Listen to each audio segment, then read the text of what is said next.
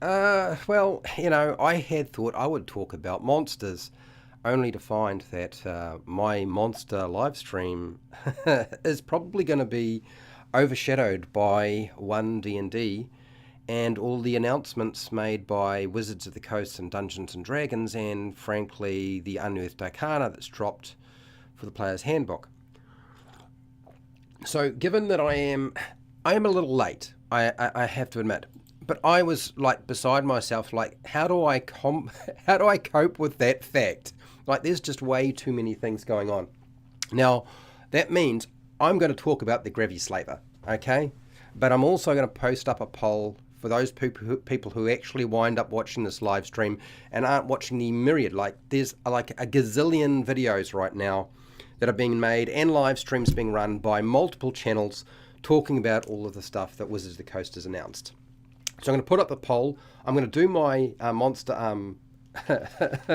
live stream and talk about the monster lore for this creature, and then we'll see what people's response is to my poll, because there's a reason why I'm late. I had to prepare. Okay, I got up early and I had to put something together. So we're going to get on to talking about a Spelljammer monster, and then I'm going to come back and look at the poll and see how people are feeling about the discussion point for... I have a Q&A usually, right? And so what will the discussion point be? We'll see how we go. I don't know what to say.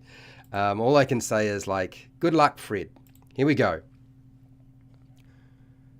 Hi, welcome to HowtoDandD. My name is Fred Weller, and today I want to talk about Dungeons & Dragons. And I generally do talk about Dungeons & Dragons. Today we're kind of going to talk about gravity, but in a slightly different way. I'm going to have to say right now, the Gravislayer is probably one of the strangest monsters that you will ever get out of Spelljammer. There are so many. I mean, like the Gravislayer. Now, when I say Gravi, it's like gravity and slayer. So think gravity and slaying. Not to be confused with something like the gravy train. Okay, well, I'm not talking about the gravy train, that thing you pour over your meat and your veggies and stuff like that. It's not the Gravislayer. You're not going to kill anybody usually with gravy. We're talking about a monster from Spelljammer and the monster lore behind it. Now, the lore behind this creature it's pretty limited. There's not a lot. So I had it was a bit of a hard job to actually put anything together for it. So I have expanded for it on it because I know you need that. Okay, so the Gravislayer is a navigational hazard, hated by, like, all Spelljammers, people who travel through world space, because these things reside in world space. Now, I guess there's been lots of changes in Dungeons & Dragons and the confusion between wild space and the astral sea. I think the best way to understand wild space is around planetoids, planets, worlds, and so forth, you have wild space. It's like the ocean, okay? Think of it in terms of the ocean. Then you can extend beyond that, beyond wild space, into what is called the astral sea, which is like another form of space, but it's like the space where your thought is. It's what connects the different sort of wild spaces. There are multiples, and if that is supposed to make any sense based on what was done in the past and what they're doing now, frankly, I was looking at it and thinking, I don't know what they're thinking. Just pick one. Just pick something. Just pick one. Is it the astral sea, okay, or is it wild space? Just pick one. I don't think they have quite done that yet. Gravislayers have an unremarkable body. It hides one of the most destructive forces known to all Spelljammers, and that is gravity. Like, that's what it affects. And I'll talk more about that very shortly, but I'll give you a kind of a rough description of what this thing looks like, because it kind of looks like all Spelljammer monsters, which tend to be just round, which is really, really strange. Like, why is everything a sphere? The Gravislayer's body is a sphere of flesh roughly about 6 foot in diameter. So it's like an overlarge beach ball, or I suppose it would say it's a small beach ball, isn't it? 6 inches is actually not that big. It's quite small, really, 6 feet. It's not 12 feet. It's not 12 feet is a yard. I don't use imperial, so it's a bit of a tough job for me to try to convert over. So it's actually not that big. It's quite small, really. It's usually scarred and pitted from the rigors of deep space and like patrolling space, because it's usually sent off on a patrolling duty of some kind. The physiology of a Gravislayer is bizarre. It has no eyes, it has no ears, or any other features visible on its sort of greyish surface. It does have a large mouth that opens up only to feed. When it's ready to eat, then the mouth will open up. There's nothing else going on.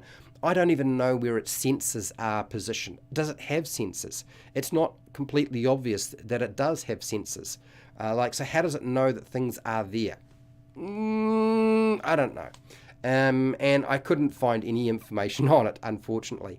The Gravislayer feeds on the crushed flesh and bone of unsuspecting spacefarers. So if you're traveling through space, you are its diet. And they usually feed on anybody who's sort of smashed to bits when the creature dies, because a Gravislayer commands gravity. It affects gravity. So first, you're flying along in your Spelljammer, you get hit by something because your gravity is altered in some way, and then suddenly everything hits you, crushes you, kills you, and then the Gravislayer moves in and feeds on the remaining body. Lovely, lovely. So what about combat with this thing? What's it like? The Gravislayer's weapon is ultimately its ability to change gravity. That's what it does. The Gravislayer can turn any single object that it likes within 150 yards into a powerful gravity source. The idea is you turn something into a gravity source, and then everything goes flying towards it, crushes it, kills it, and then it will eat it or consume it in some way. The Gravislayer can affect different objects, such as a living being. So primarily that would be its target.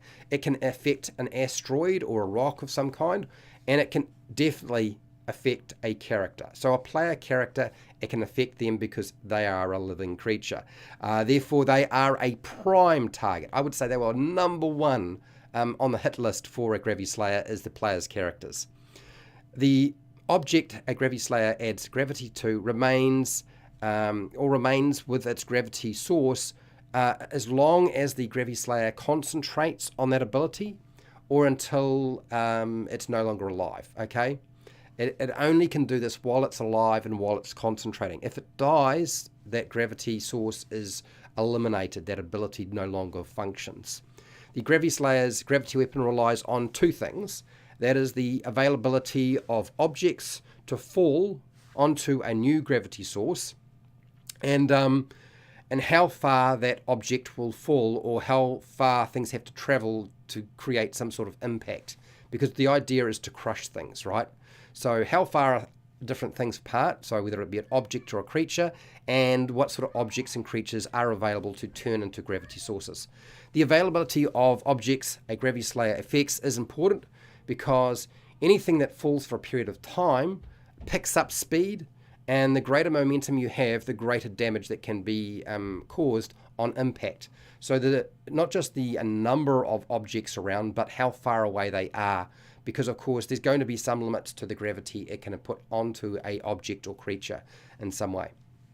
The Gravislayer usually turns its victim into a gravity source, hoping that asteroids, that's right, will fall upon them, destroying them, crushing them like a bug. For the purpose of a Gravislayer in combat, asteroids are divided into three categories. So when you think of an asteroid, think of like space debris is probably the easiest way. So you have pebbles, you have boulders, and then you have planetoids. And when they refer to asteroids, they're just referring to, I guess it can refer to space junk as well, right? So a pebble is a stone weighing less than 1 pound, so that's very, very light.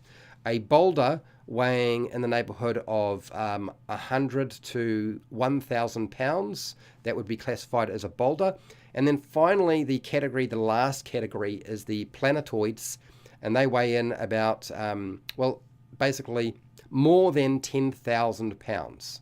So what falls between 1,000 pounds, or just over 1,000 pounds, through to just under 10,000 pounds? I'm not entirely sure, but we're supposed to put things into that sort of that bundle.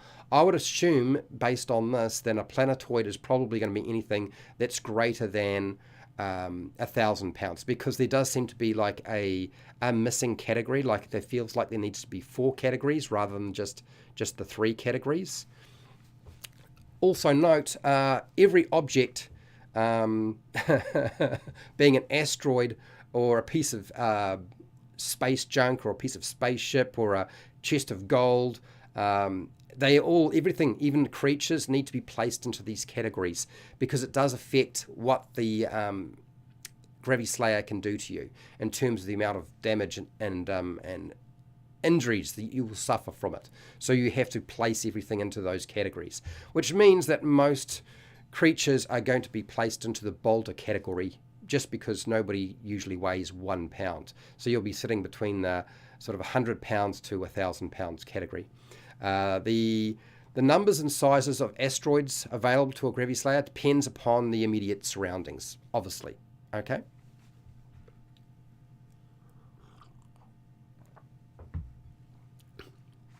So what about the habitat and society of a Gravislayer? Well, a Gravislayer has no known planet or origin or societal inclinations. There's no information whatsoever. Shipboard tales speak of a cult of nebloids. So I think nebulous and lords.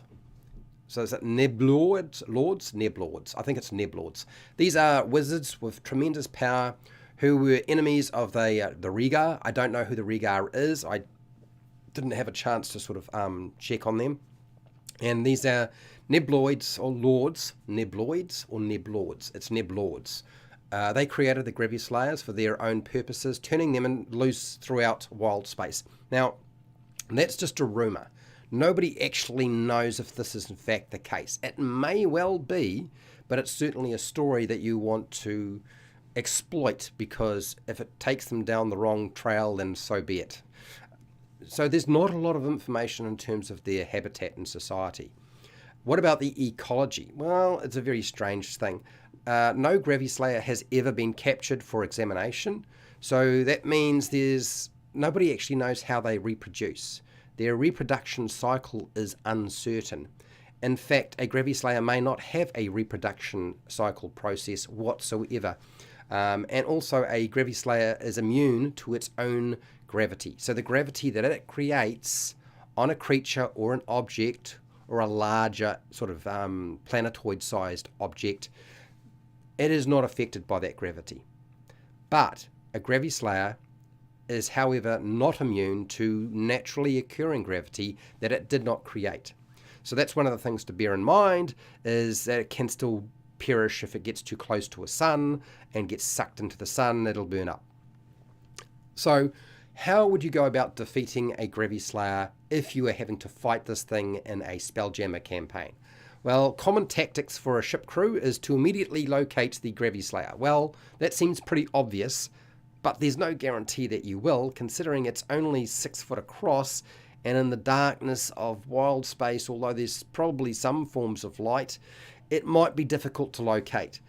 Basically, destroy the thing as quickly as possible, and then worry about things like falling asteroids that are coming towards you later. Because once the gravity force is kicked in and that object is moving, it doesn't stop moving. That's the problem, is that it is better to deal with the Gravislayer first and then try to avoid being hit by the multiple objects traveling towards you. But once the Gravislayer is finished, you no longer become a gravity source, but it doesn't change the trajectory of those objects traveling towards you. So you have to move from that position, otherwise you get squished. So keeping a wide berth from the Gravislayer is probably a very good idea, and using extreme range weapons if you can. Anything, well, basically you need to be at least 150 yards away from the thing, otherwise it's going to kick in its gravity ability and you're squished like a bug.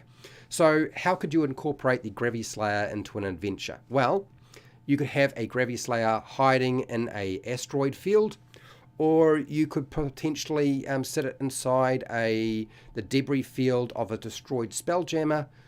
You might even, if you want to be really cruel, is disguise it or incorporate it as one of the balls in a spelljamming game of volleyball or soccer or something like that. Somebody picks it up, and only to realize that when it's too late that they've just picked up a Gravislayer, because it's only 6 foot in terms of its size. That means you could probably pass it off as like a small ball for playing basketball or soccer or volleyball or something like that.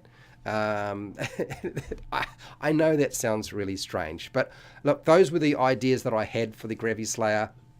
Again, Spelljammer includes rather a lot of spherically shaped monsters, and this is yet another one of those, for those of you who haven't figured it out. I'm hoping this was useful to you and you found this entertaining and interesting in some way. I have provided information on a 5e stat block for it, and the older Advanced Dungeons & Dragons stat block, and information if you want to go back to the source.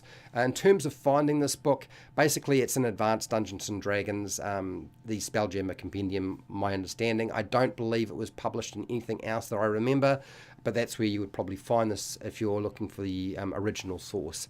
And hey, till next time, keep rolling those 20s.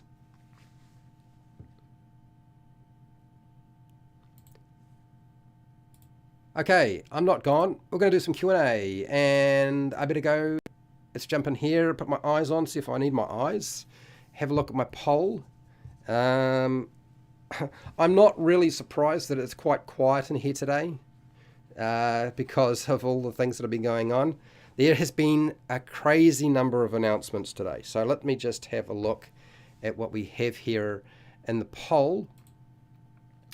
Do you want me to talk about ad&d or the new Dungeons and Dragons announcements? 8 people. Yes. Okay. All right.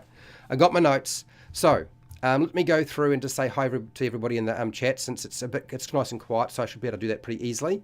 I also have some announcements for my channel as well, so I'll try to be pretty quick about that. There is a Dungeon Master table or Dungeon Master roundtable discussion today in about an hour and a half on Dicely D&D, the Twitch channel. I will put it on my community tab. It's a full panel, and we have some interesting questions. Yes, they are not related to ad&d, okay? But I can assure you that it's going to be fun. We've got a panel of 7 and some new people as well. Hi, Robert Moore. How's it going? Hello, all. Yeah, thank you for the thumbs up. My call. Is the Gravislayer like a black hole as a monster? It's basically what it looks like. I wouldn't say it's a black hole, but I think there is actually a monster that's more like a black hole. And I can't remember the name of it. I know that Josiah from the HowtoDandD channel made a video on it not so long ago, and it actually creates a black hole. Now, this just creates gravity, so it's not really a black hole. So if you want to take the Gravislayer and just make a black hole monster, then do that. Like, why not? Hi, Steve. So Steve Zurich is a patron of the channel and has assisted me in making some very major changes about my channel, which I will tell you very shortly. Thank you, Steve, for supporting me on Patreon. And yes, the monsters are bat crazy. What's that, Steve? This was accumulation of a plot to create the most beautiful display of carnage the multiverse has ever seen. Yeah, squish, squish, squish. Yeah, solely to wage war. 5e lore. Yeah, well, I don't know. I haven't had a chance to look at the new Spelljammer book. I have asked my brother to go and purchase it.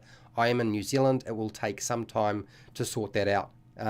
Yes, we need to have a category, a space, race categories, humanoid, goblinoid, asteroid, planetoid. Yeah, that's the way, Mike. Absolutely. Right, so very quickly, I have almost finished all 5 online live stream tutorials. Okay, that means the Lost Mine of Fandalva is almost finished. Like there's only a sprinkling of work left to done. It's all but done. I have finished the Dungeon Master Prep, which is 8 weeks or 8 sessions. I have finished the Monster Combat Tactics, which is 8 initially. There will be more in the future, but they'll come with time. I have not quite finished the beginner character creation, but I'm getting some advice, but I do have enough that I can run it. So it's ready to, so there's 3, I believe. Oh, no, there's 2. There's 2 ready to go, and the other, is it 9? The other 9 will be built over time, but I've got time to do that, so it's not going to be a problem. So it's going to get rolled out. It also means that we're returning to, obviously, the Lost Mine of Fandalva, the Dungeon Master tutorials. That's coming back. That is going to be starting in 2 days. We're back to that. It'll be Sunday for me, Saturday if you're in North America, okay? And that will be at pretty much the same time as I normally ran it before, which is 12 p.m. New Zealand Standard Time, which is Central Daylight Time at 7 p.m., I believe. That's right, yes. And the core rules. So the tutorials around showing you the core rules for Dungeons & Dragons 5e, or should I say Dungeons & Dragons 5.5, they are all but done. The only thing I think I need to do is a few finishing touches and add in concentration for magic, but everything else is done. So that's going to happen. That means that as of today, once I do the Lost Mine of Fandalva Dungeon Master tutorial on the Sunday, you will get 4 more days of live streaming, and I'm going to trial the Dungeon Master preparation stuff. I'm going to give you 2 days in a row of Dungeon Master prep, and then we'll do the same thing again. We'll do the Lost Mine of Fandalva. The Friday stream will stay the same, okay? So you can be assured that you're still going to get something different from me. It might be monster stuff. It might be something else. It might be a book review. Who knows? I did buy the Monsters of the Multiverse, so I can review it if I feel like it, and I did buy some other stuff as well. So that's what's going to happen. So that means you're going to get 2 weeks of the Lost Mine of Fandalva Dungeon Master tutorial and 4 Dungeon Master preps, okay, over 4 days that are about an hour and a half to 2 hours long. And you will also get the Friday stream, which will be whatever. So that means 6 days a week. On top of that, I have purchased a new camera. It's a 6K camera.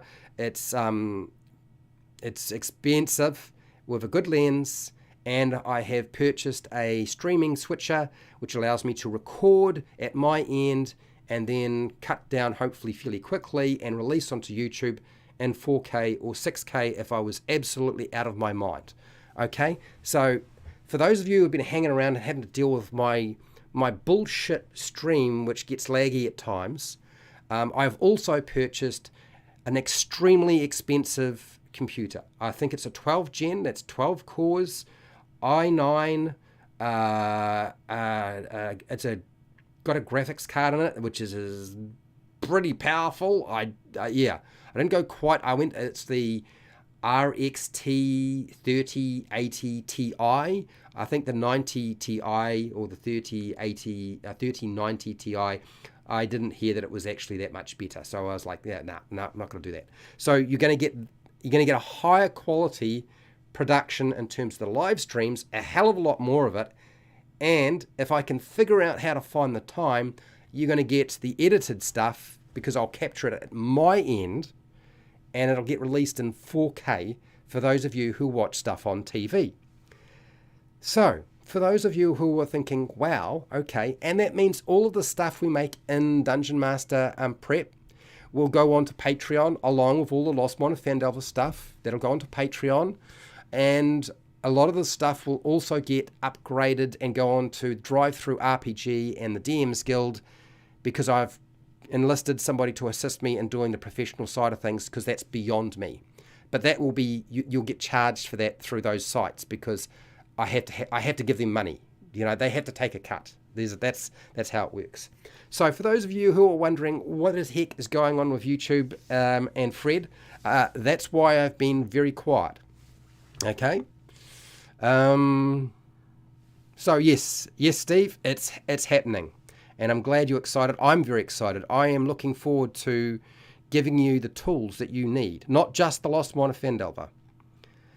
I'm going to talk, Mike, about the Fandalva campaign, the expansion that they've just announced. We will talk about that right now.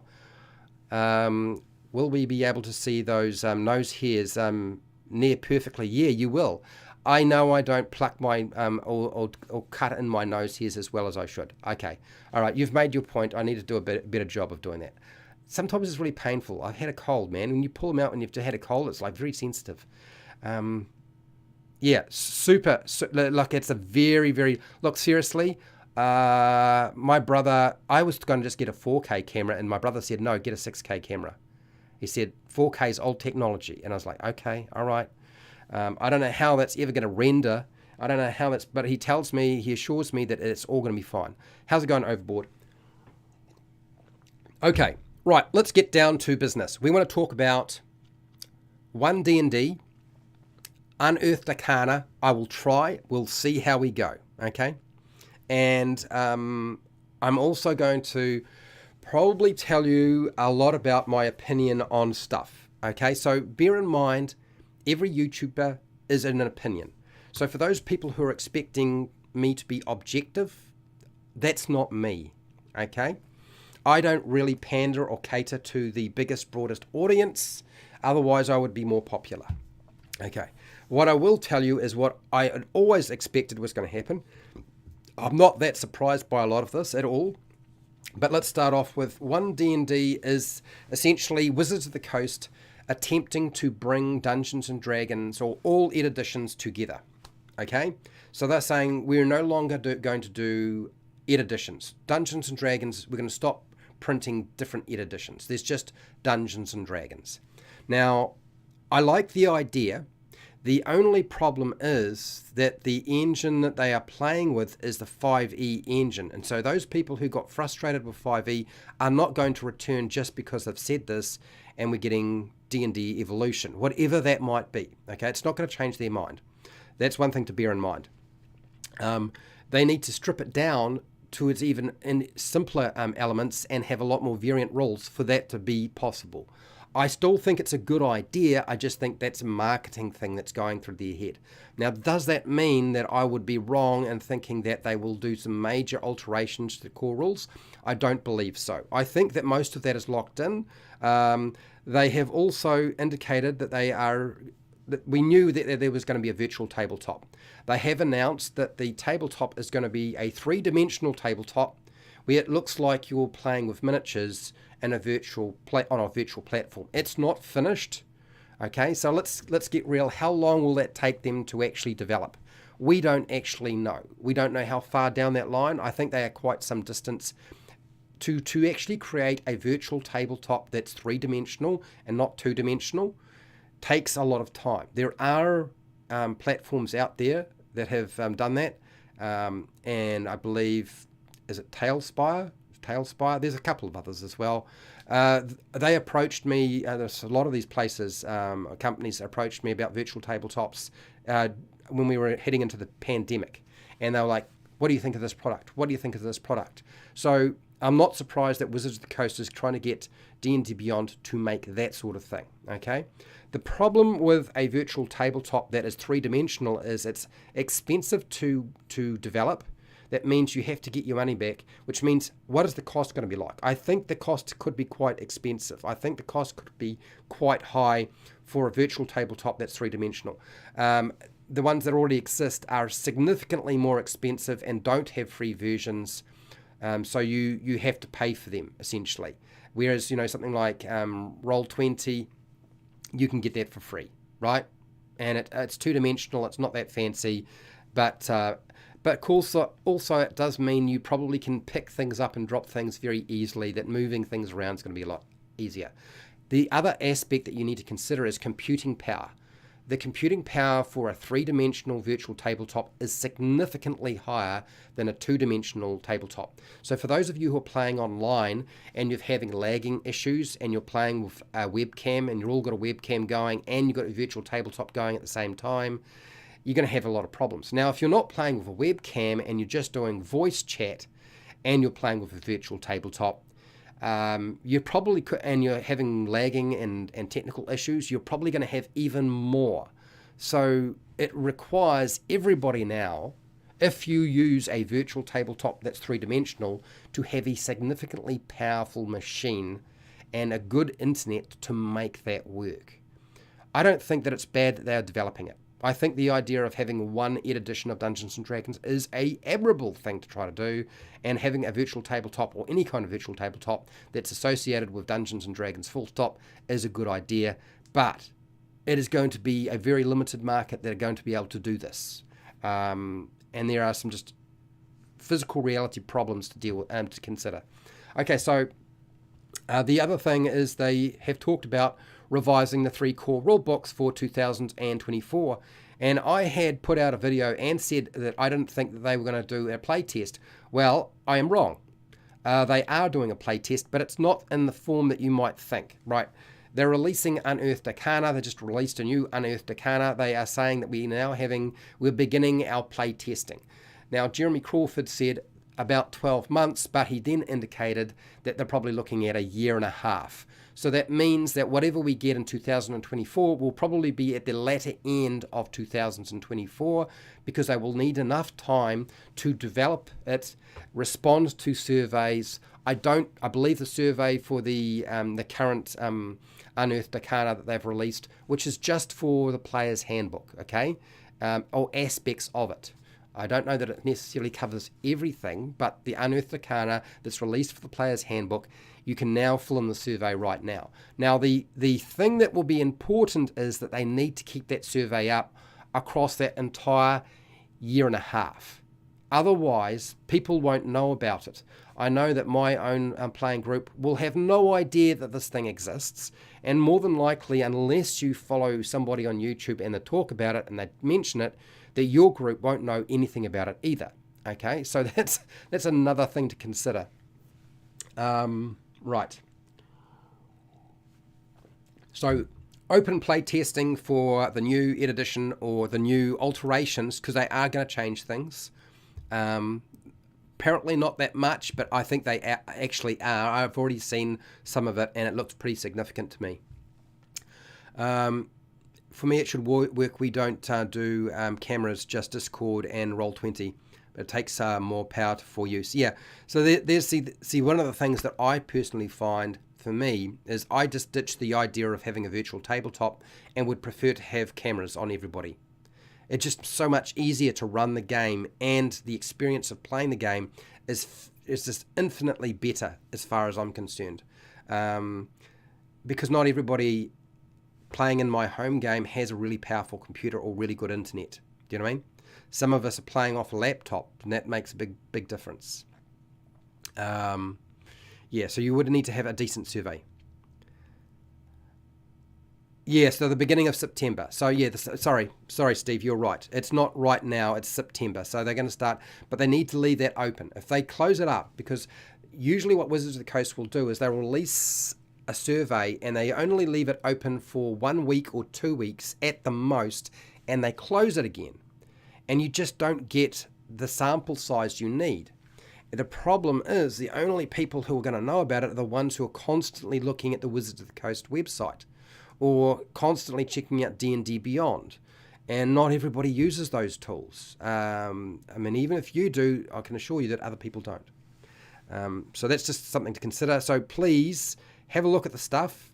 Even if you don't play test it, at least comment on it, because it will hopefully affect their decision. There's no guarantee. I've been an alpha play tester for D&D Next or 5e, and it doesn't mean that everything that I told them they listened to, okay? But you need to say something, otherwise what are you going to do when you get something you don't like?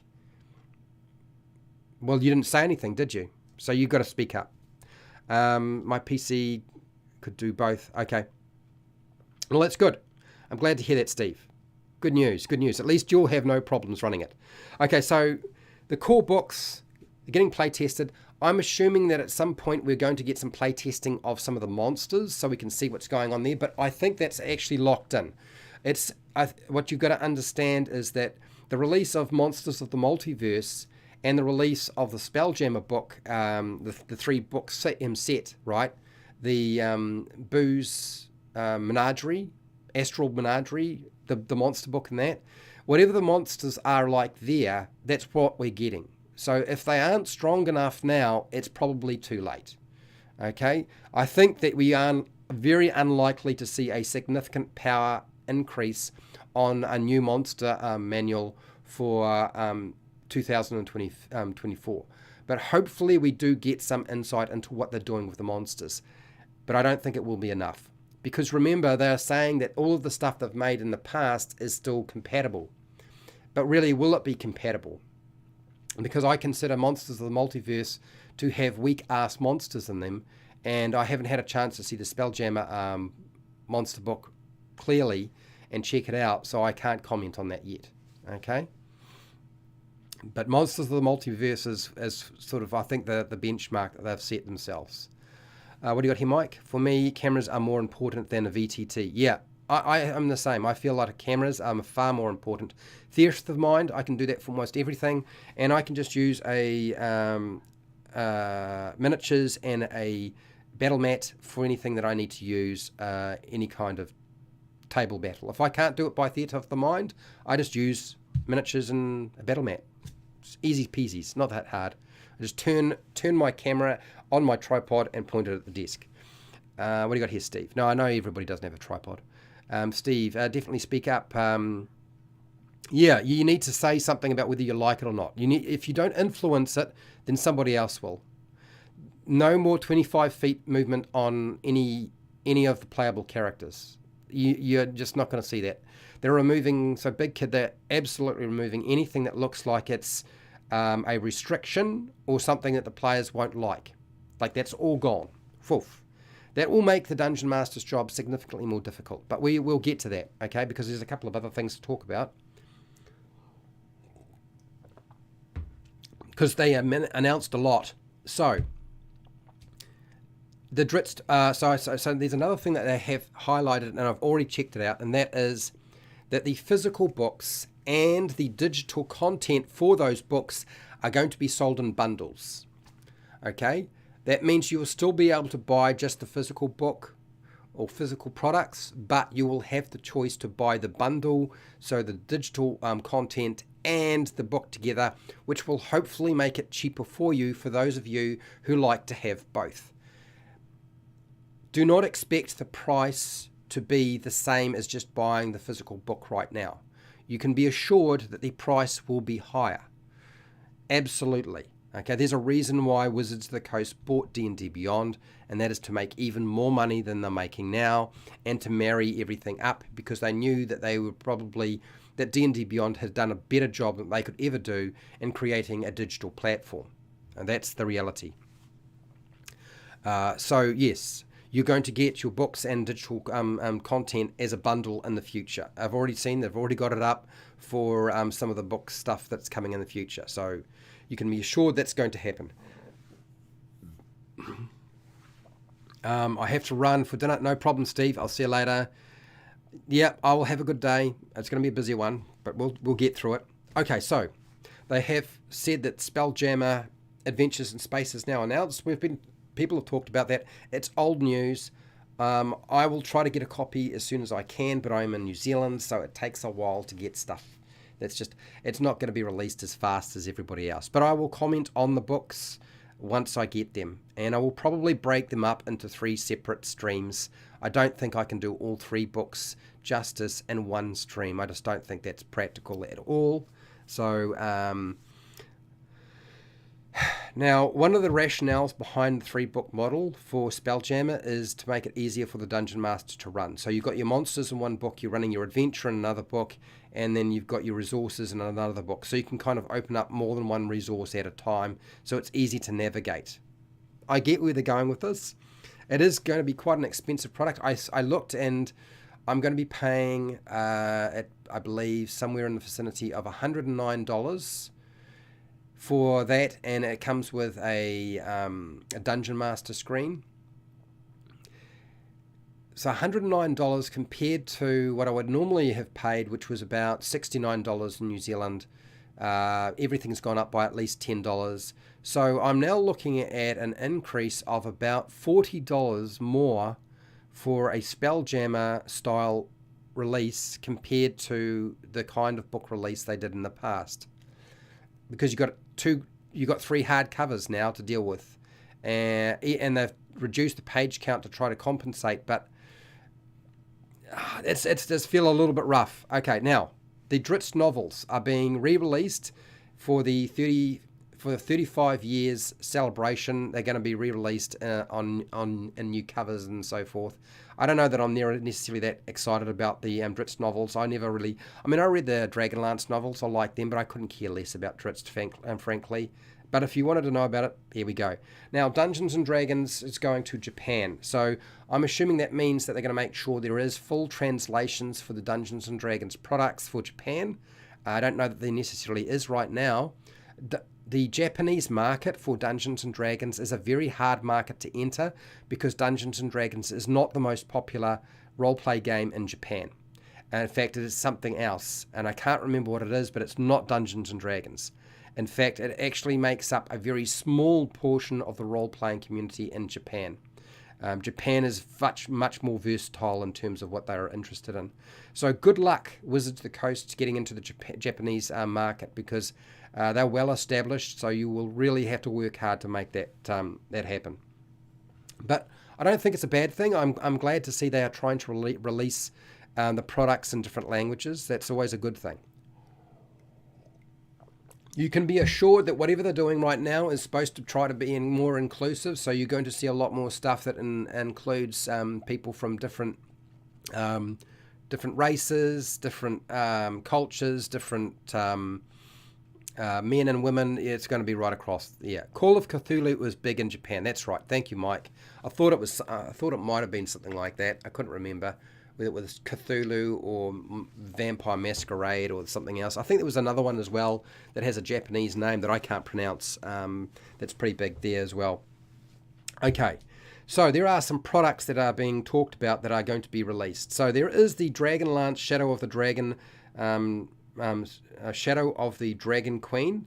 This is the board game and the adventure book, which you can buy separately or you can buy as a bundle. I think that's what they're looking at trying to do.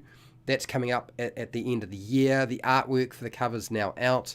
I'm kind of curious as to how this is going to work. We're kind of going back to the age of the lance, for those of you who know anything about that sort of thing. I'm not going to talk too much about that because I don't actually state that much that hasn't already been stated. And instead, let's pick apart some of the book releases that they have said they're coming for 2023. So we've got Keys from the Golden Vault. So Keys from the Golden Vault is supposed to be an anthology of adventures that are all heist based.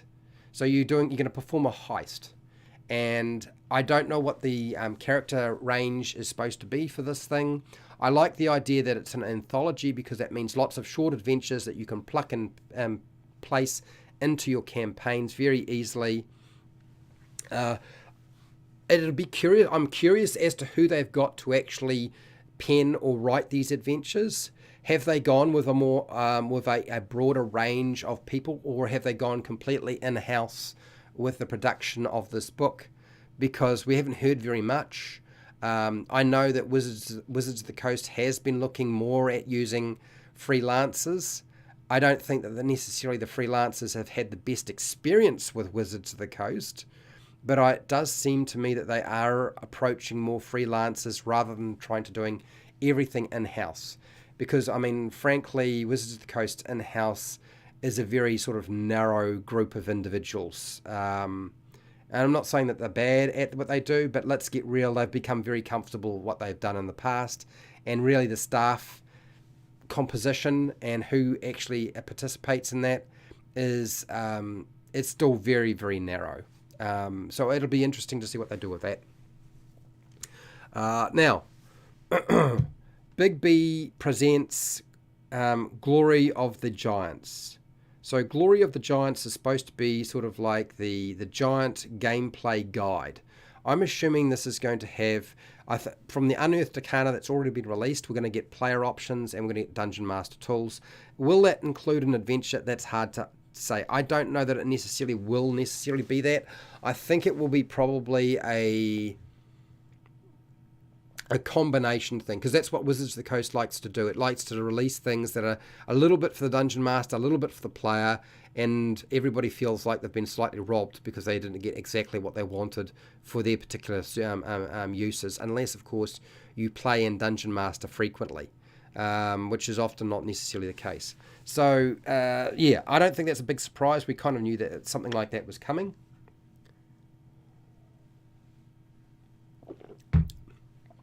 The next thing that I'll mention is the Book of Many Things.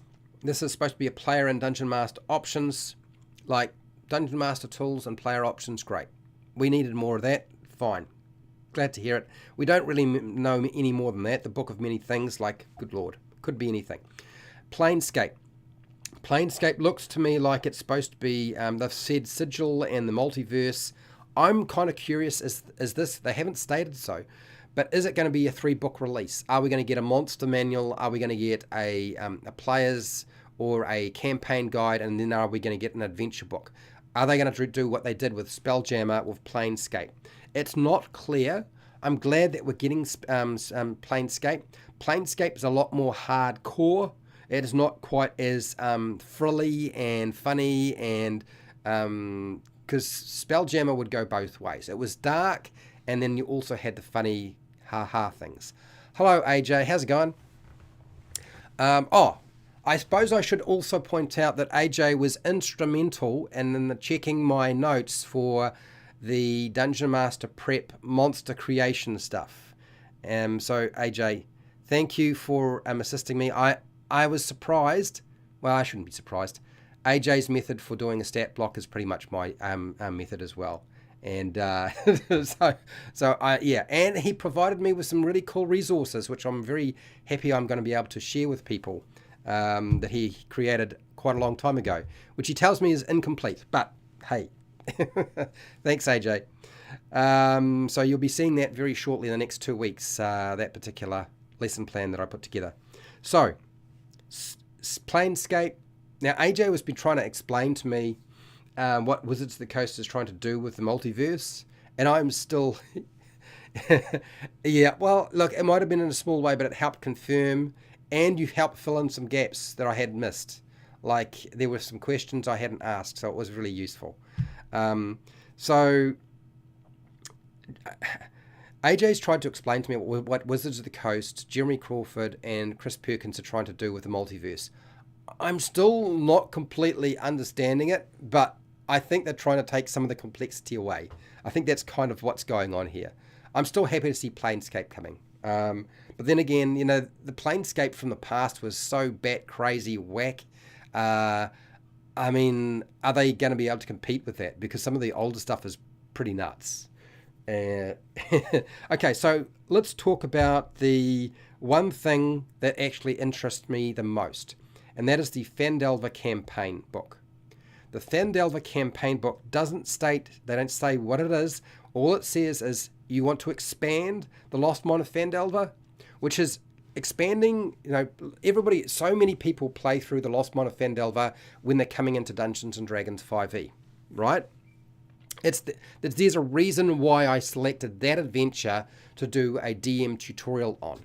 Now, to expand that beyond that adventure, once you reach level 5 and you've dealt with the threats, is difficult because none of the pre-made stuff actually works. It kind of assumes that you will be able to homebrew at this point, and I feel like homebrewing after the Lost Mine of Fandalva is probably the smartest thing to do. And AJ doesn't do any pre-made stuff. It's all homebrew as far as he's concerned. So, but the new generation are needing a little bit more help. So therefore, I really like the idea they're doing this.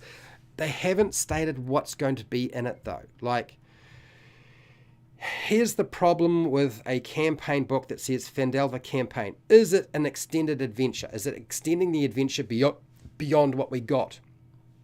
Or is it a collection of tools that the Dungeon Master, say maps, hopefully not monsters, because we've got monsters coming out at years, but is it maps and NPCs or other resources or more details or locations that is fleshed out, or is it lots of little side adventures? I mean, what it is not really spelled out. I am really glad we finally see something like that. Like, we have needed to have a Fandalva campaign expansion for so long. It should have been obvious that Lost Mine of Fandalva kicks butt. If we went right back in time and I was running a YouTube channel and having to help people play Dungeons and Dragons, I wouldn't be talking about Lost Mine of Fandalva. I'd be talking about the Isle of Dread or Keep on the Borderlands, because they are the bench standard at that time. Like, right back then when they were released, there's a reason why they were part of the starter boxes, because they were so good at what they did. Right, what have you got here, AJ? I haven't ignored you. I'm just trying to get my my words out before I run out of time, or run out of voice. That's another factor. Okay.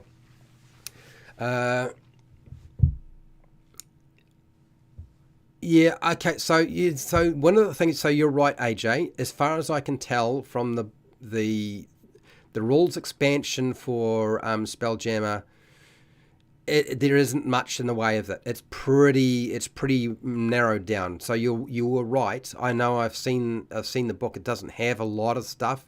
Mostly it's just full of deck plans and a little bit of player option stuff and some basics around navigating wild space or the Astral Sea, right?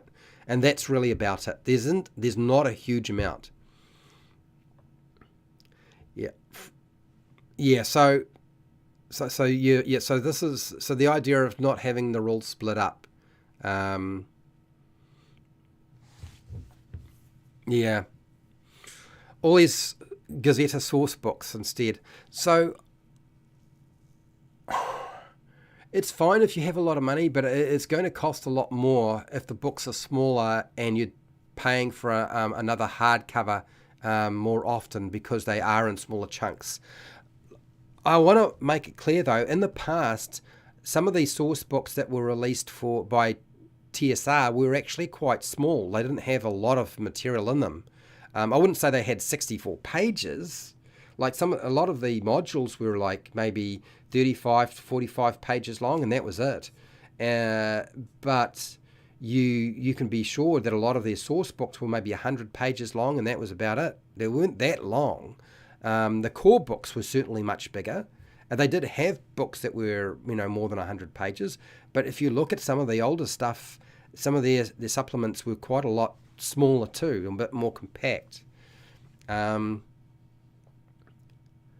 The ship combat rules will be in the revised DMG, as they should be. Well, let's hope so. Let's hope so. I believe that Chris Perkins has indicated... Well, my understanding is that Chris Perkins has indicated that he is responsible for the Dungeon Master Guide, that is his baby, and he's said that he's going to try to make it more beginner Dungeon Master friendly. Well, he's got to make it for somebody, because right now it's not really made for anybody, as far as I'm concerned. And there's stuff in there, but it's not the best. Like, there are people who have done a better job, and even Wizards of the Coast has done a better job than that particular book. So it'll be interesting to see what happens. I am hoping that we get it, and we get them to actually give them a bit more advice around stuff, particularly when they're starting out, because otherwise they've just got to listen to some silly YouTuber talking about Dungeon Master advice. And everybody's giving different advice, or everybody's giving the same advice, and it just panders to whatever the current ethos is. You just tell people what is likely to happen if you do something a particular way, generally. Like, there's no set thing with a lot of this, like, but I'm glad to see that he's thinking, okay, we're going to make it a bit more beginner friendly. I'm hoping that they dissect the multiverse creating stuff out of there, because it was just rehashed from older books, but we'll see. I've talked about the Dungeon Master Guide and how I feel about it, so yeah. What do you got here? Fandalva should tie into Dragon Vice by a Peak and other Sword Coast stuff. Yes, it should. without a YouTuber having to make a video explaining how to do that, which I've done. So if they do it right, and as AJ points out, if this Fandalva campaign that they are putting together, this Fandalva campaign book, if it expands on the Lost Mine of Fandalva and it allows you to if it allows you to actually tie in the Dragon of Icespire Peak, great. I think that's a good thing. They also need to make sure it helps tie in the new starter box set, which is Dragons of Stormwreck Isle. Like that box set and that adventure, which is on it's on an island off the coast of the Sword Coast. It's not that far from Fandalva. They need to be able to tie those three sort of box sets together into something that's a bit more cohesive. If they do that, I think they've got a winner if they do it right. But you've got to make sure you give Dungeon Masters the right tools. And a lot of people will struggle if you don't give them enough information on NPCs, enough information on locations and maps and stuff like that. They need that sort of thing. And some ideas of how to link things together, because a lot of the time you're sort of left to do that yourself, right? What do you got here, Mike? How much of the Sword Coast stuff? Rise of Tiamat, Prince of the Apocalypse. Well, yeah. I mean, you love the knight's name drop. Okay. Hi, how's it going, big kid? Hey, yes, okay.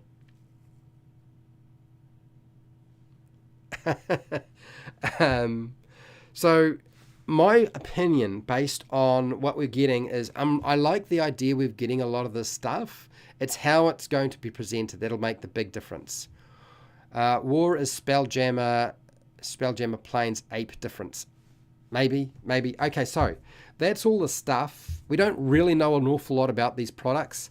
I want to talk a little bit about the Unearthed Arcana, and I should stop. But there's a few things I want to mention.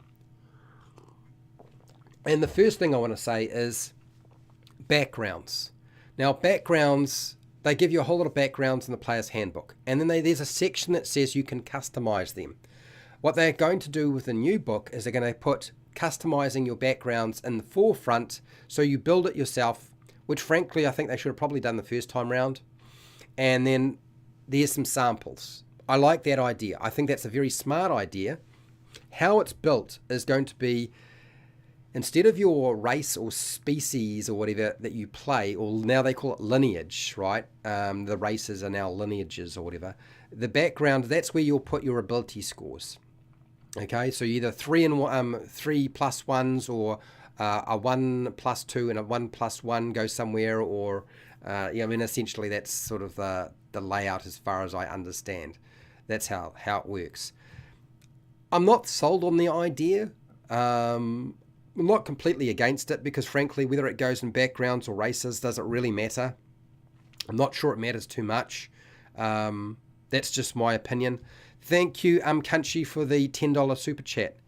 Ahoy, Fred. Now, Kunchy245 is a patron, and he has been fundamental in really supporting me, not just with super chats in the past and on Patreon, and making sure that I get you live stream tutorials that will help you make your game. You're going to need the Dungeon Master prep and the monster combat tactic stuff more than you ever had before with what we've coming in the future. I'm reading the Isle of Dread. Yep. The module by Goodman Games. Look, the original, you can run the original Isle of Dread for 5e, and you don't really have to do very much. Like, you don't have to convert it. It'll be fine. Easy peasies, mate. Nothing to it. You switch out the monsters for the 5e equivalent, and you're done. You're all good.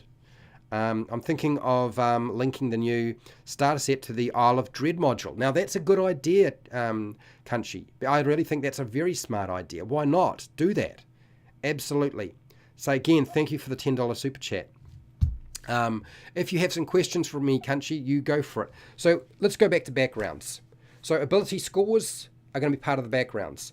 You can then choose the skills, which you could always do before anyway because of the customizing feature in the back that says, like, you can adjust the existing backgrounds anyway. You can adjust the tool proficiency. Like, you know, you get a tool for proficiency, just pick the one that you think works for the background that you've created for yourself.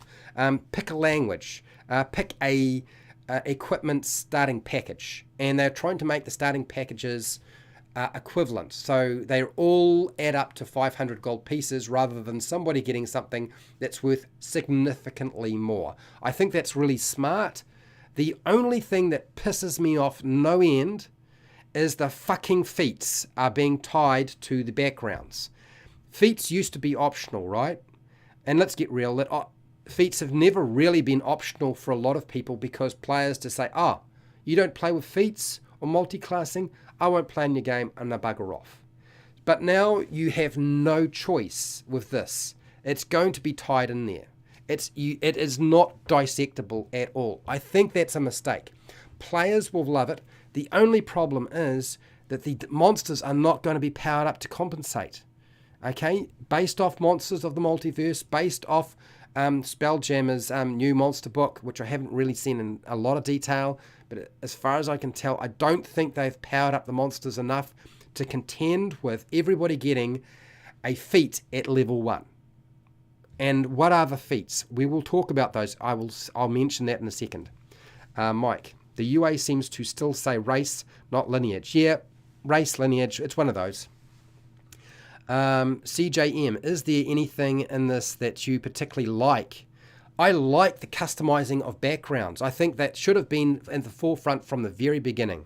Okay, I personally think this is just an excuse to make a new subscription service. Yes, it is very much so. Recurring business model. Yeah, the recurring business model is certainly going to be part of it, but the bundles is probably where they're going ultimately with this. So let's just have a look at the starting feats that you can get with your background, because ultimately that's the most important thing to take into consideration, right? What are those? What can you select from to put into these backgrounds?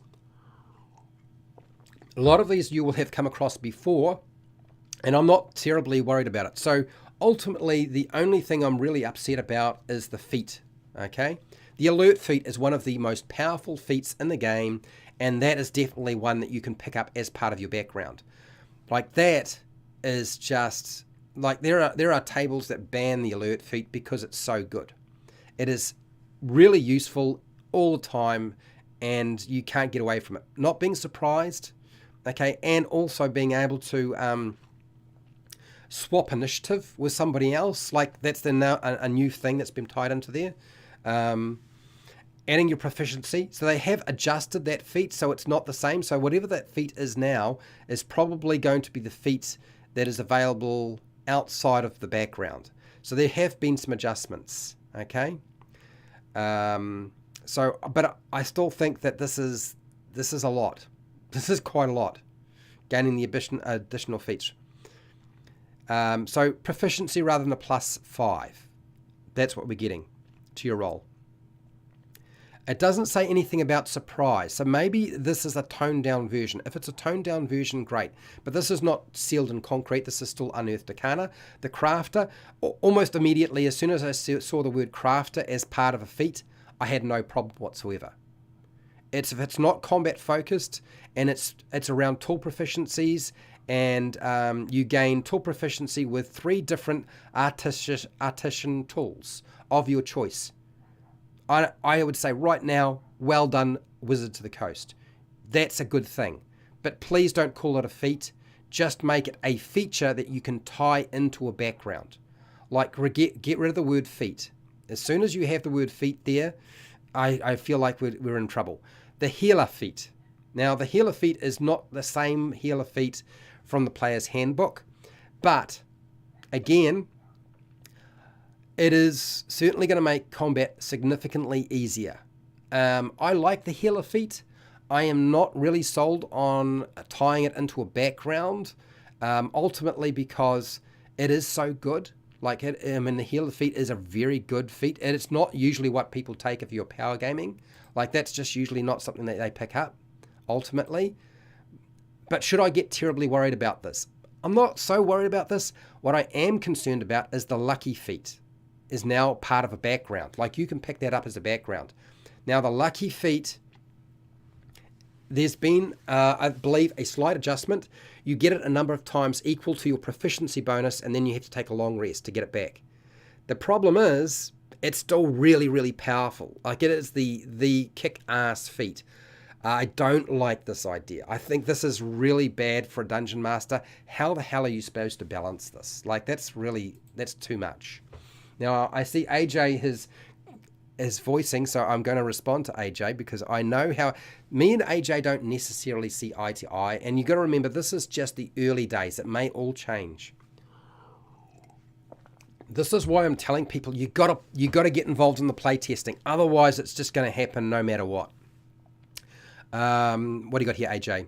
They are floating the idea of monsters recharge special abilities on a crit rolls. Okay. But removing increased damage from the crits, as it conflicts with the people who don't roll damage dice. So, yeah. So here's the thing. I don't roll damage dice, but when it comes to a critical, I roll damage dice. I suppose you could say, okay, yes, you do double damage. You just multiply by 2 the average damage when you do a critical with your monster. I don't really feel like. I mean, I don't dislike that idea. I think that's fine. They got to do something with the monsters, and they got to do something with Dungeon Master tools. Otherwise, you guys just won't be able to keep up. Also, ability scores bonuses are tied to backgrounds, culture, not biologically origin. Yeah, that's exactly it. Yes. Well, I think what's going to happen is it's not just going to be humans that can choose to be medium and small, but I think they will actually make the choice to be medium and small for all races. I think a lot of the races, unless it's very specific, like you're a Goliath, I think everybody will get the choice to be small or medium. So, yeah. Feats will be divided by levels now. Yes, they are.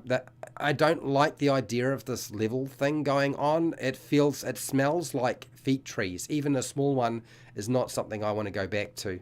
So first level feats are floated. Yeah, there'll be things you can get at first level. But heck, a lot of the first level feats that are tied to the backgrounds are bonkers good. They're really, really powerful. Yeah, I don't think that we're going to see feats that include an ability score bonus. They're +1 to an ability score and some additional features. I think that's all going. But all of this subject to change. Yeah, it's exactly right. Yeah, that's right. Alertness can be applied to. So that means that although the bonus to your initiative is going to be less, if you get it level 1, it's only going to be a +2 rather than a +5. It's still going to go up. It's going to get pretty big. It's still going to make a big difference. The wording has removed, eliminating. There's no mention of surprise now. So that's a bit of a change. We'll see. I still don't like the idea of it. I think that the problem with bound accuracy is that any kind of number increase makes a big difference. Yeah, so monsters have recharge abilities. Player characters have crits, and spells do not crit damage. Right. Okay. Mike, lots of improvements. The monsters recharge one is interesting. Using average damage is helpful. I've been doing that for them from the very get-go, just for ease of use, Mike.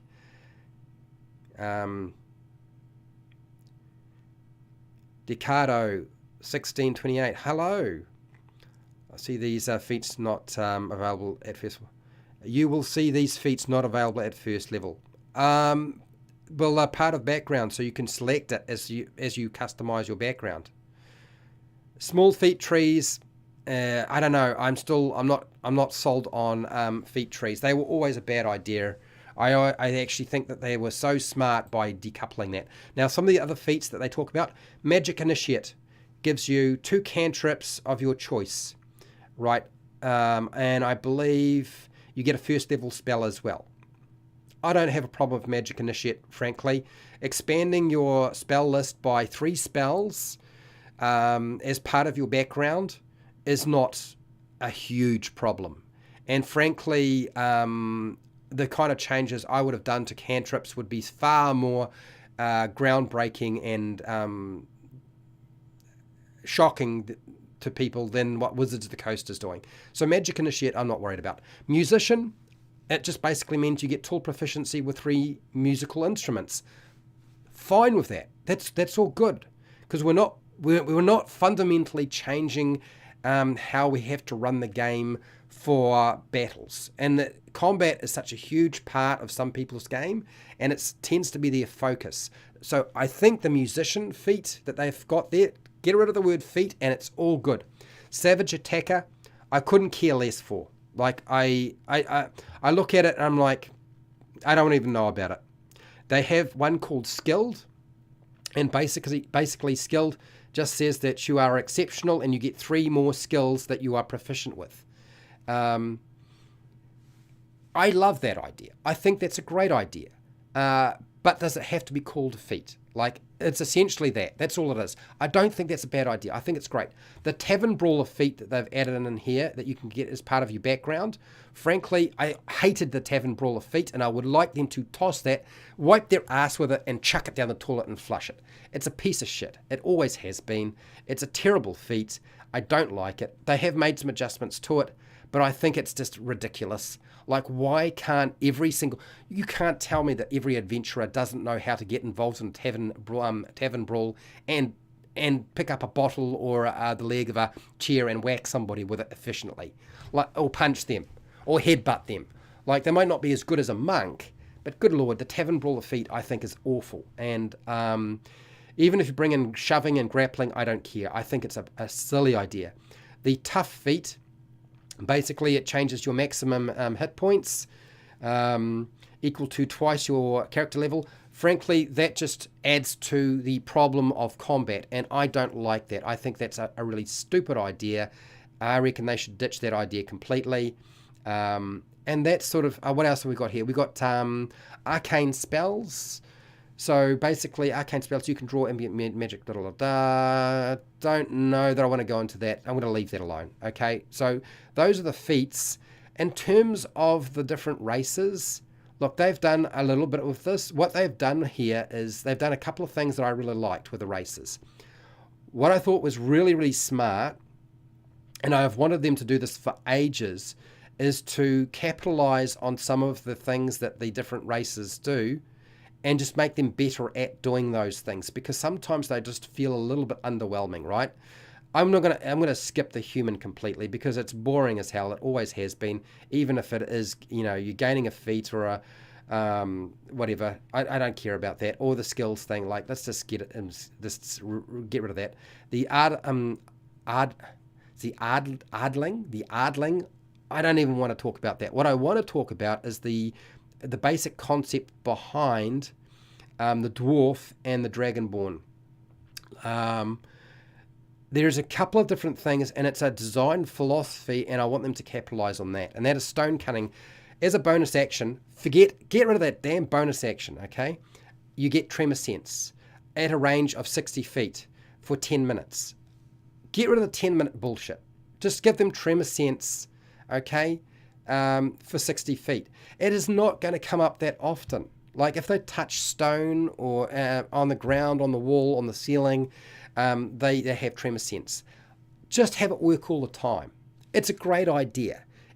Will it fundamentally change how it works for a battle? To a certain degree, yes. But it makes sense. And I'm sick and tired of seeing these recharge or you use it once things. Just if it can only be used once and you take a long rest, make it less powerful, right? Or if it's going to be like that, then there's certain circumstances where it's going to work and it's not going to work all the time. So that concept is great. I don't think it's been necessarily fulfilled that well all the time with what I've seen so far. That's just me. Yep. And I'm not going to comment on everything in that Unearthed Arcana, but I want you to go and check it out, please. Here we go.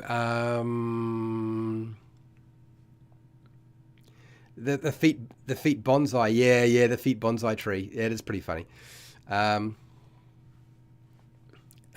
Crawford Feats will be level based. Yeah, he mentioned that. I'm aware. So, musician giving inspiration to a player character. So here's one of the things I think we've got to be careful of. Now, I want to talk about rolling a 1 and a 20 and inspiration because AJ's bringing it up. The expansion on inspiration is clever, but it also means it might wind up being one of those things, because usually now inspiration, people forget it. But now if they make it too good, it might well wind up being something that just gets too easy to use. Like getting advantage won't be that easy. It's not funny. Big clue. What do you got here? Forget adventures. Doesn't every tavern patron know how to brawl? Exactly. That's right. Daily inspiration for humans. Yes, I've seen that as well. I noticed that. Okay, so crits for spells. Yeah. Okay. All right. So you guys are commenting on this. So what I want to talk about is definitely so there are some changes to the races and their traits that I think is really, really cool. I think they're smart as. So the forge wise, your divine creator gave you an uncanny affinity for working with stone and metal. You gain tool proficiency with 2 of the following options. Now this is smart. You choose jeweler tools, masonry tools, smith's tools, or tinkerer's tools. So you get 2 out of that 4. I think the forge wise for the dwarf is brilliant. Like, we need to have more tool proficiencies included. I know that doesn't come up that much in the game, but if we have more of that going on, hopefully people will look beyond their bloody character sheet and start thinking, actually, I might not be able to do something with this. They need to put more support around using tools, because I don't think that Xanathars did quite enough work with that. I think they need to do a little bit more. Okay, so let's. So there are some aspects to the different races that I think are really good, and expanding on some of the things. I think some of the races, they're actually giving them a cantrip that they can cast. Like giving the races specific spells is nothing new. The fact that the Firebolt cantrip can be used by a tiefling now, I don't think that's game breaking. I don't think that's a big deal. I wouldn't freak out about that. I think that's fine. It fits with it. Even though it is a combat spell, I don't think it's ultimately like a big deal. Like, I wouldn't worry about that so much. Okay, so going past the backgrounds, let's get to what AJ keeps talking about, and I was talking about before, and that is, and you're right, AJ, and I think that the equipment packages that they've put together are really, really smart. I like what they've done there with them. Okay, so get rid of this. Okay, so let's look at D20 testing. Rolling a 1. Like, what have they done here? Because rolling a 1 and rolling a 20 has changed in this Unearthed Arcana.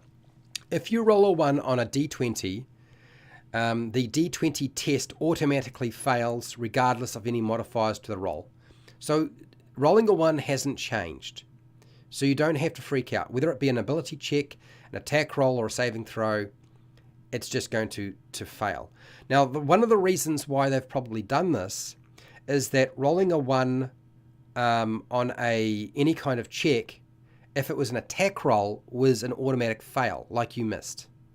But now it applies to ability checks and saving throws. So it's consistency across the core rules. I think this is actually a very smart idea. And so I don't think you should get upset by this.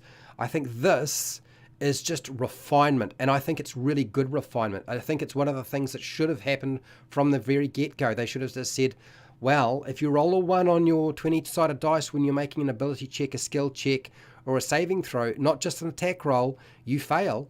I think that's really smart. Well done, Wizards of the Coast. Good idea. It's been a long time coming, but we're finally there. Here we go. Rolling a 20 on a 20-sided dice. So the D20 tests are, as I said, ability checks, skill checks, attack rolls, saving throws. That's all of them, right? It's all lumped together.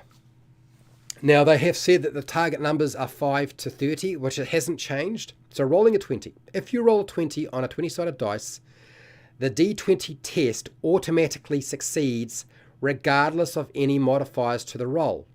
Okay, so that means that if you're making a check that's an ability check or a skill check, which is just another type of ability check, or you're making a saving throw and you roll a 20, you don't need to worry about the modifiers. You just succeed. If it's an attack roll, we always did that before, right?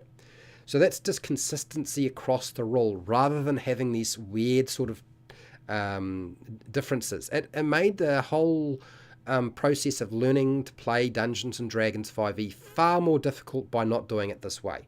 So I think this is great. Regardless of modifiers, a player character also gains inspiration when rolling a 20. So if you roll a 20, you get inspiration thanks to the remarkable success. Now here's the problem I have with that part of it. Although it sounds like a good idea, rolling a 20 doesn't bypass limitations on the test, such as range, line of sight, da-da-da-da. Here's where my problem lies with giving somebody inspiration, which is advantage, on another D20 roll if they roll a 20. You've already benefited hugely by rolling the D20 and getting a 20 on the dice, right? You got that benefit. It did really well. Awesome. Here's your problem. For people who roll really well on a D20 dice, they're just going to get better and better results. But for those people who roll really low and get a 1, often they are screwed over. Like, I think this may be the one thing that I dislike. If you took the idea of your player character gains inspiration, so you get advantage on a dice roll if you roll a 1, which you wouldn't necessarily be able to use straight away, but for me, it makes more sense to award it. If you roll a 1 on your 20-sided dice, you're going to get inspiration because clearly your luck is really shite right now. Okay, and so further rolls, you're going to get advantage. Maybe not on that specific roll that you made with and where you got the 1 and failed, but later on you got a better chance. I think that's a much better idea. I still want us to have 1 as a fail. I don't want that to supersede that, but I know it sucks more for a person to roll 1s and find that pattern continue on and the failing side of things, rather than to continue rewarding somebody for having rolled the 20. I think that may be one thing that I don't like about that aspect of that rule. Hello, Dinomancer. How's it going? Okay, so I have lost track of the chat. So if I am able to catch up, I will try to.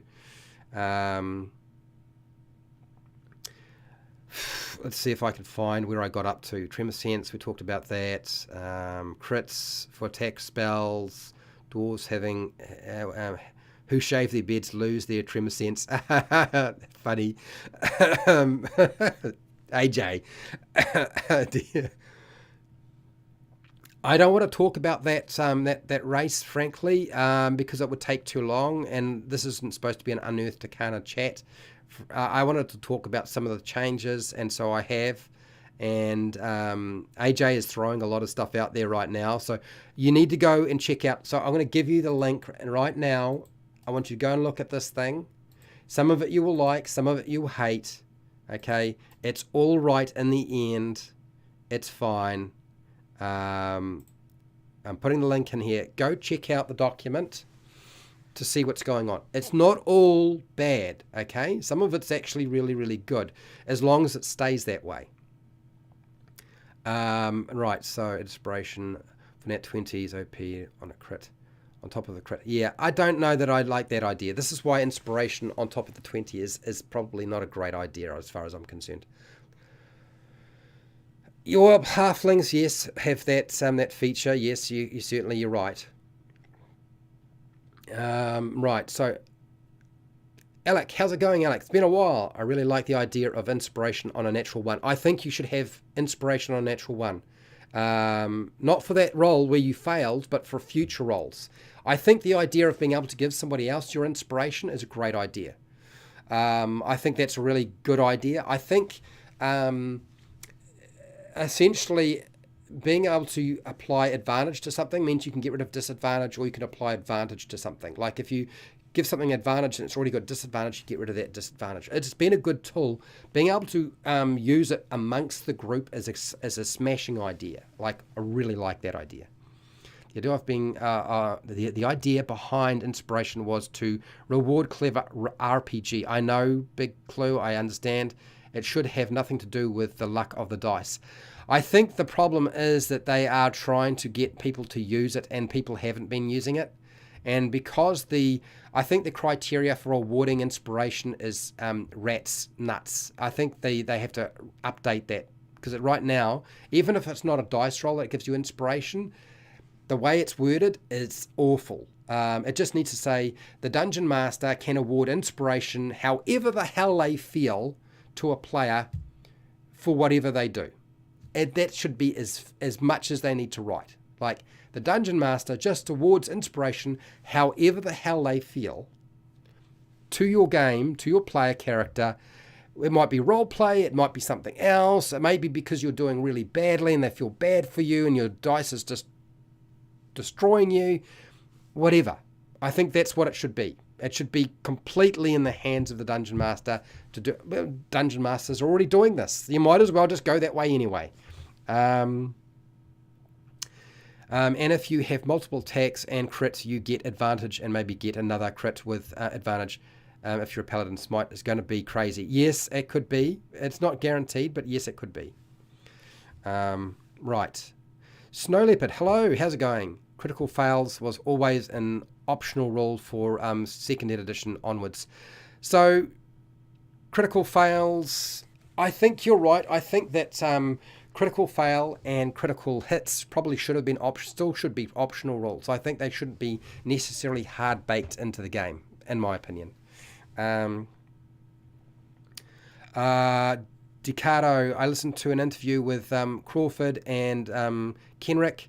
The only thing I really liked was the change how spells were listed. Okay, I guess the question I need to ask people is, look, there's 18 of you here. Do you want me to talk about Unearthed Arcana next Friday? Okay, I can do that. I'm happy to do that. I'll put in a poll right now. I'll end this poll that I've started. I have to go because I've got to get ready for the Dungeon Master Roundtable, okay?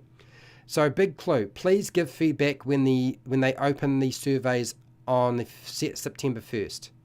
Okay, it's the only way our votes can be heard. Yeah, so maybe that's what I need to do. Maybe I need to talk about the new playtest material, because I normally do, I interchange Dungeon Master and then player stuff. And I think this is very much player stuff. So let's just write down, do you want me to discuss the new playtest? Come on, Fred, get it together. Playtest Unearthed Arcana. Oh, there's a lot to discuss. Arcana for the player's handbook in 2024. Question. Okay, so do you want me to discuss the new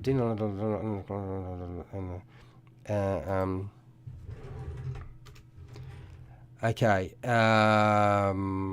right, so I'm going to say yes, I'm going to say no, and I'm going to put in undecided. So for those of you who are here, it would be a live stream. It would be done next Friday at the same time I normally do this sort of thing. Do you want me to discuss the new playtest Unearthed Arcana for the Player's Handbook in 2024? So I would be doing this next week, essentially, people. So if I've done something wrong here,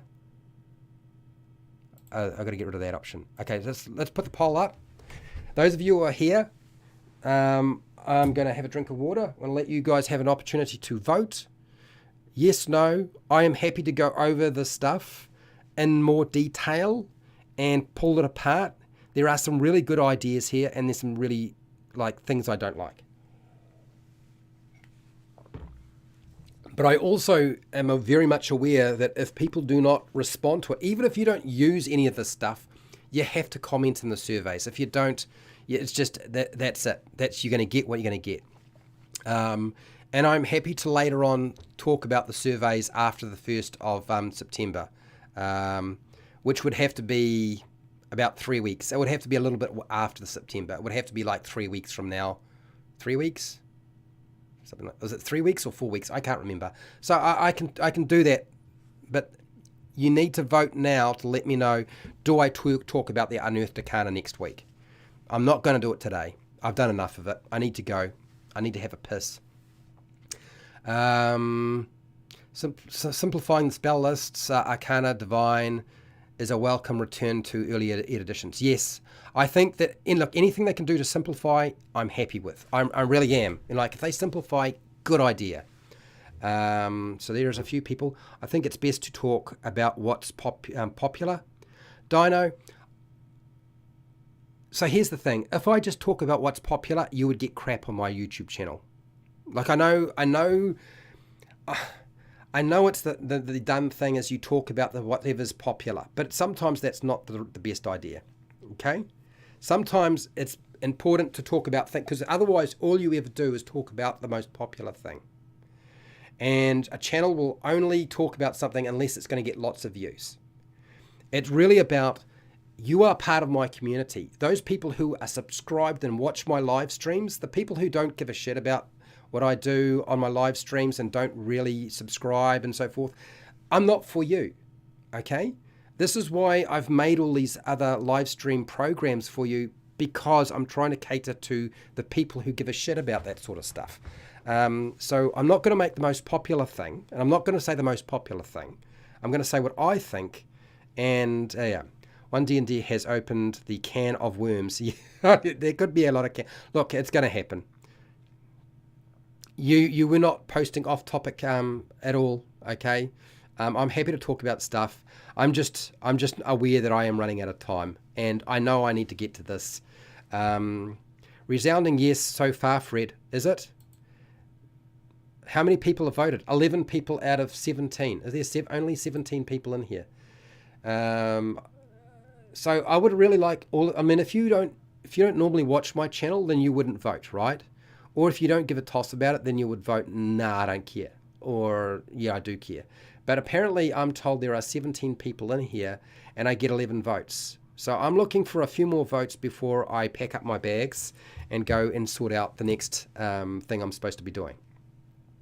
Alexander, I also brought Spelljammer today. Okay, I'm not sure if you already talked about it or reviewed it. No, I haven't got the book yet.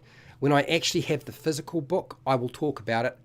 But when the new camera comes in, I'm going to put in a beam, like a support beam here, or a cradle or whatever, so I can point the camera straight down. So when I'm talking about it, the book, I can just show you everything as I go, rather than having to pre-record it and then do the voiceover.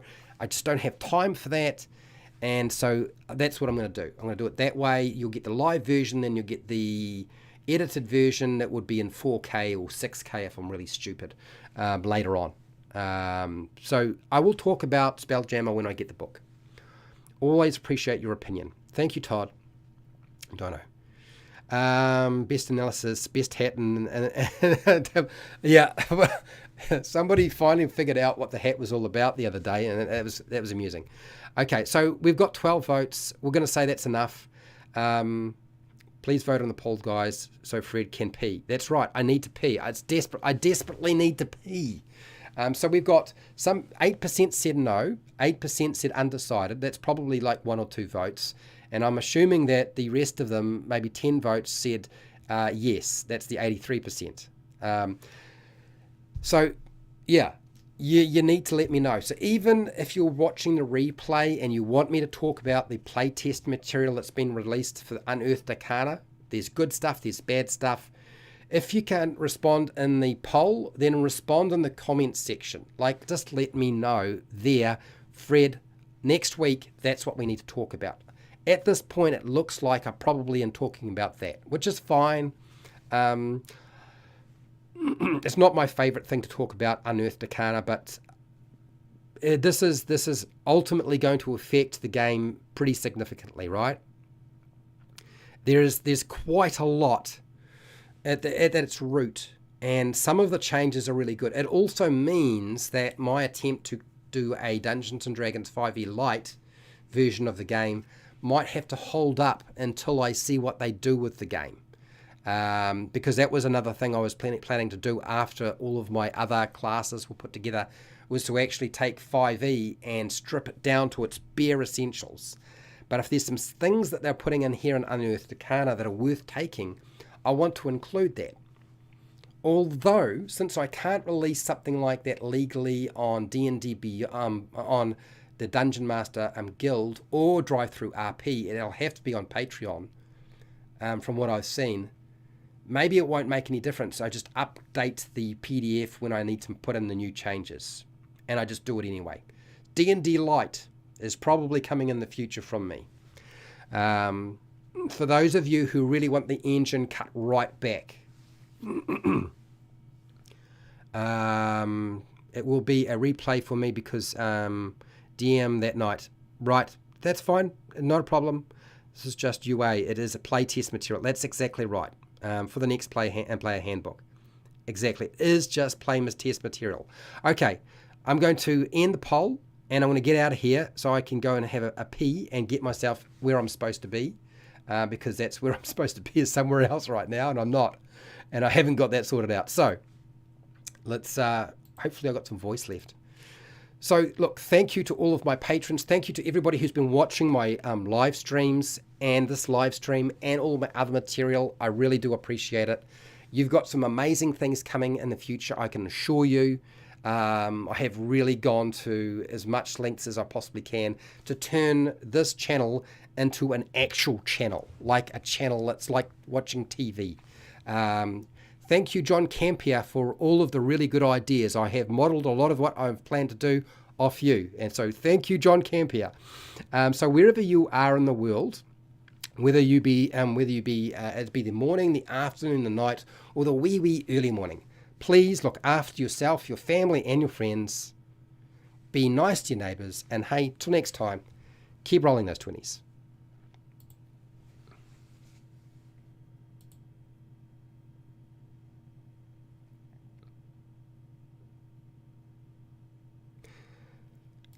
Dino, I am worried about feature creep too. Hello, Fred Daniel.